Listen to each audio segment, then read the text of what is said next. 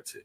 হেফাজতের লাশগুলা ডিসপোজ করার সম্পর্কে আমার কাছে যে তথ্য আছে সেটা কিন্তু আমি 100% সঠিক কিছু বলবো না, বা সেটা আমার সাথে যতটুকু কথা হয়েছে যেটা আমি যাচাই করতে পারি নাই, সেটা হচ্ছে 3 জায়গায় সেগুলা ফেলা হয়েছে।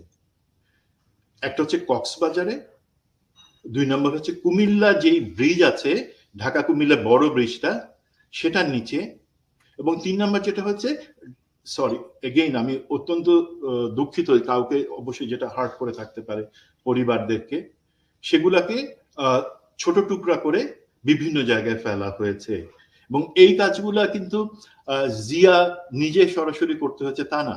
2013 সালের মধ্যে সে কিন্তু নিজেকে এমন একটা জায়গায় নিয়ে গেছে যেখানে প্রশাসন, পুলিশ, র্যাব এবং বিভিন্ন লোকজন যারা সরকারের অনুগ্রহ পাইতে চায় তাদেরকে সে ব্যবহার করে এই কাজগুলো করেছে। তো আমি সেটা শুনেছি এই অপারেশনের সাথে অংশগ্রহণ করেছে এমন 2 জনের কাছ থেকে। বাট আমি আবারও বলি, এটা আমি ভেরিফাই করবার তৃতীয় কোনো সূত্র পাই নাই। কি পরিমাণ হত্যা হয়েছে হেফাজতে? তারা বলেছে 70 জনের মতন, 70 জনের মতন তারা, বাট জিনিসটা খেয়াল রাখবেন, তারা একটা স্পটের কথা বলেছে, বাংলাদেশ ব্যাংকের এক্সটেনশনের কথা বলেছে, বাট আমরা জানি 3টা স্পটে তাদেরকে ব্লক করে এই কিলিংটা হয়েছে।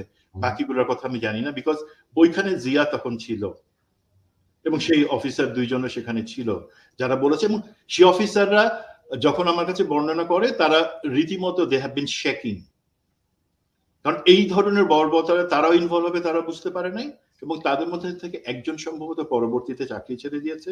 I salute him. বাট আমারও তো সাহস হয় না এই জিনিসগুলো, বর্বরতার কথাগুলো বলার, বিকজ আমাকেও চিন্তা করেছে